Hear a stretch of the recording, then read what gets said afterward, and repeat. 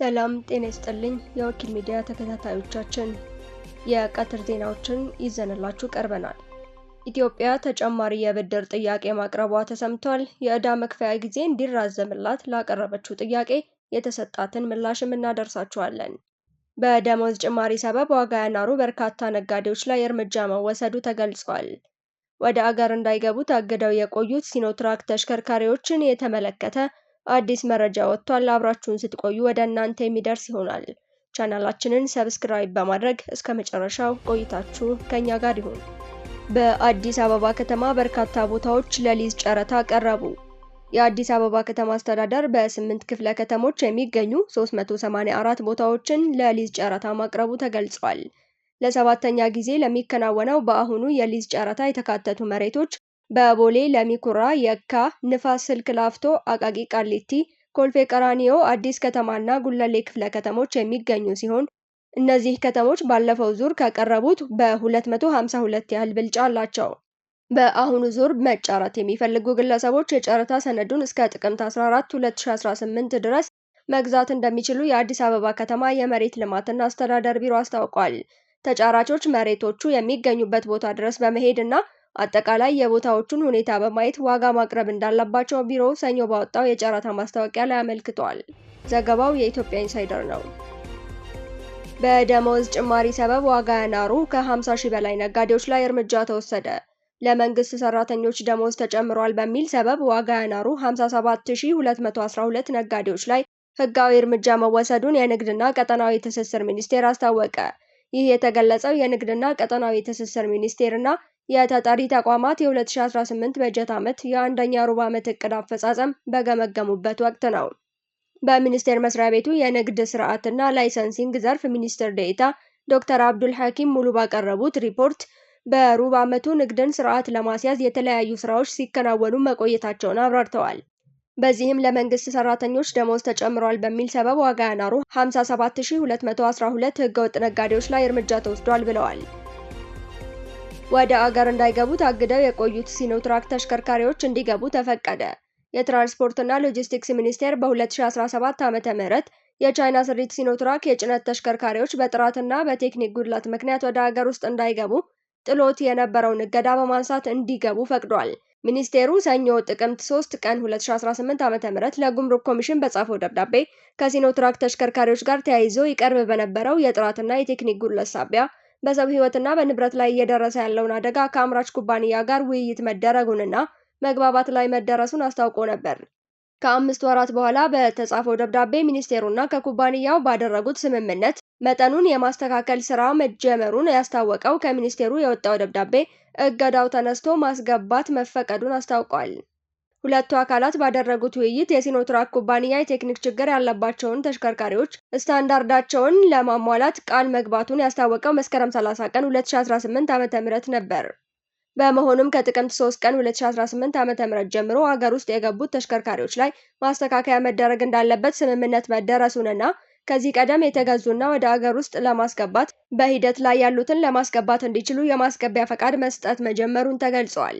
በጭነት ተሽከርካሪው ላይ በውስጥና በውጭ 360 ዲግሪ የሚያሳዩ ካሜራዎች፣ የፍሬን ጥንካሬ፣ ከተፈቀደ ክብደት በላይ ሲጫን የሚያሳውቅ ማንቂያ ጭነት፣ በየቦታው እንዳያፈስ የሚከላከል የጣሪያ ክዳን መሰል ችግሮች እንደነበሩ ሚኒስቴሩ አስታውቆ ነበር። ተሽከርካሪው በተገኙበት ችግሮች ምክንያት ከግንቦት 2018 ዓ.ም ጀምሮ ወደ አገር ውስጥ እንዳይገባ ለአስመጪዎች ሙሉ በሙሉ የማስገቢያ ፈቃድ መከልከሉን ማስታወቁ ይታወሳል። ኢትዮጵያ ተጨማሪ የብድር ጥያቄ አቀረበች። ኢትዮጵያ ዓለም አቀፉ የገንዘብ ተቋም IMF እና የልማት አጋሮች ተጨማሪ አነስተኛ ወለድ የሚከፈልበት ብድር እንዲሰጧት ጠይቃለች። ኢትዮጵያ ይህን ጥያቄ ያቀረበችው የልዑካን ቡድናቸውን ይዘው በዓለም ባንክና በዓለም የገንዘብ ድርጅት ዓመታዊ ስብሰባ እየተሳተፉ በሚገኙት የገንዘብ ሚኒስትሩ አቶ አህመድ ሺዴ በኩል ነው። ከጥቅምት 3 ቀን 2018 ዓ.ም ጀምሮ በአሜሪካ ዋሽንግተን ዲሲ እየተካሄደ በሚገኘው ዓመታዊ ስብሰባ የገንዘብ ሚኒስትሩ፣ የብሔራዊ ባንክ ገዢ ዶክተር ኢዮብ ተካልኝ፣ የጠቅላይ ሚኒስትሩ ከፍተኛ አማካሪ አቶ ተክለወልድ አጥራፉና ሌሎች ከፍተኛ የመንግስት የሥራ ኃላፊዎች ተገኝተዋል። አቶ አህመድ የዓለም ባንክ ላደረገው ከፍተኛ ቴክኒካዊ የፋይናንስ ድጋፍ እንዳመሰገኑና የዓለም ባንክ ቀጣይነት ያለው ድጋፍ አስፈላጊ መሆኑን አጽንኦት መስጠታቸውን አክሏል።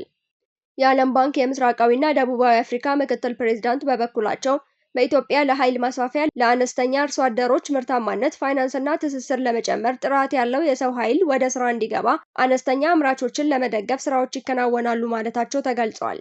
የገንዘብ ሚኒስትሩ የኢትዮጵያን የሪፎርም ሂደት ሲያብራሩ ቁልፍ ስኬቶች መገኘታቸውን፣ የዋጋ ግሽበት መሰረታዊ በሚባል ደረጃ መቀነሱን፣ ከወጪ ንግድ የሚገኝ ገቢ መጨመሩን፣ በተለይም በወርቅ የአገሪቱ ገቢ ህዳግ ከፍ ማለቱንና በኢትዮጵያ ያለው የቢዝነስ ምህዳር መሻሻል ማምጣቱን ማስረዳታቸው ተነግሯል። አቶ አህመድ የሪፎርም ሂደቱ ከፍተኛ የፋይናንስ ፍላጎት ማሳየቱን ጠቅሰው በዝቅተኛ ወለድ የሚወሰድና የአፍሪካ ትልቁን ኢኮኖሚ የሚመጥን ተጨማሪ ፋይናንስ ገንዘብ እንደሚፈለግ መጠየቃቸውም ተጠቁሟል። ኢትዮጵያ ዕዳዋን የመክፈያ ጊዜ ለማራዘም ያደረገችው ድርድር ያለ ውጤት መጠናቀቁ ተሰማ።